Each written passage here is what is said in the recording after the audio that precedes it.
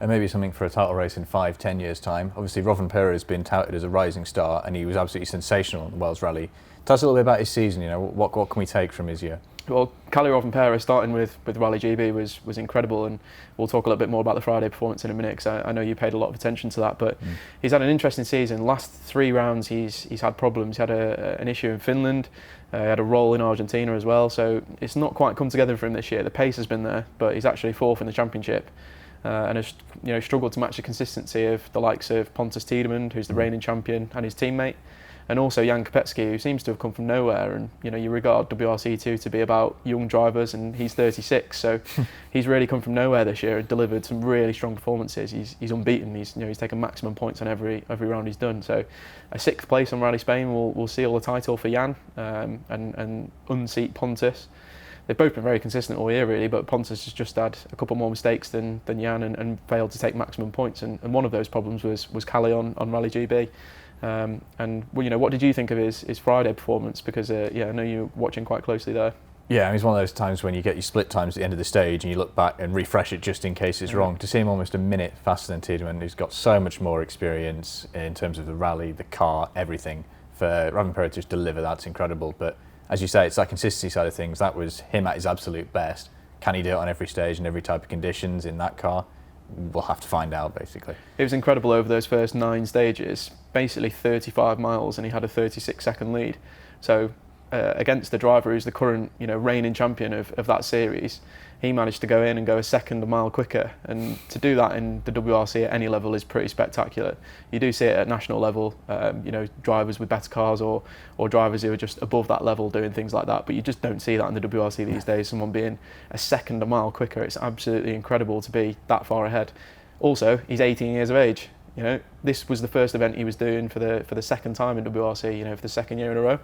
So that was his first proper WRC2 win. We saw him take one in Australia last year, but that was with no competition. He was literally the only entrant into that event, so he couldn't really lose in that situation unless he'd put it off.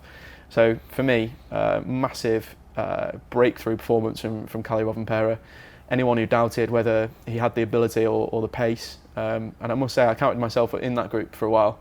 When we saw him in Rally GB last year, obviously he was only 17 years of age, but he really struggled to make an impact on that top 5 in times at any point. And you expect a driver of that sort of, who was talked about that much before the event, to really pump in a decent time at some point, and he just couldn't quite manage it. And he did go off in the end and break his radiator on that event, so he didn't get as many stages as you probably would have liked. But on this event, really came to the fore, beat an existing competitor who's the champion of the series in the same car. And also, we didn't mention on the Friday that he was carrying an extra spare wheel compared to some of the other guys, so he was actually running a heavier car as well. So to do what he did over that Friday was incredible. And arguably the rest of the rally was just as impressive as well, because he had to bring it to the end.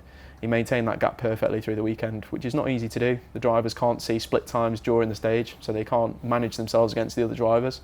So to pull that off for the rest of the weekend was pretty spectacular, and I'm sure next season he'll be fighting for the championship for sure. Yeah, we've talked a little bit about the WRC2 talent. We're getting towards the business end of the season as well. What are we going to see in the driver market? It's an interesting one for next year, and I think the next week we're expecting quite a few announcements that are going to shake things up. We've just seen Chris Meek, pretty, would we say it's a surprise?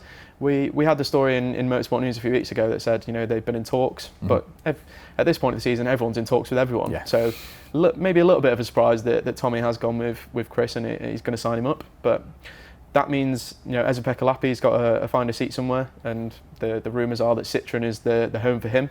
So we'll see if that one comes off in the next week or so. And then M Sport got no confirmed drivers for next year with Sebastian Ogier leaving. If Lappi does go to Citroën, then that leaves Craig Breen free. Could the Irishman join the British team and take up M Sport's charge next year as a proper lead driver? That's something we could see. Lots of rumours about other drivers as well, and Teemu Suninen has apparently signed up for next year as well for M Sport. So M Sport's definitely where the sort of remaining seats are likely to play out, and also we've got to see Citroën confirm their 3rd car, and Hyundai look like they're staying the same, but the way things have played out in the last couple of weeks, you'd never be able to guess what would happen. So it's going to be a very interesting couple of weeks for the driver market, and I think some of the performances on Rally GB will have shocked some of the manufacturers into thinking that some drivers could be taken, some drivers maybe not what they expected. So yeah, I think there's a big month and a big week coming up in the WRC.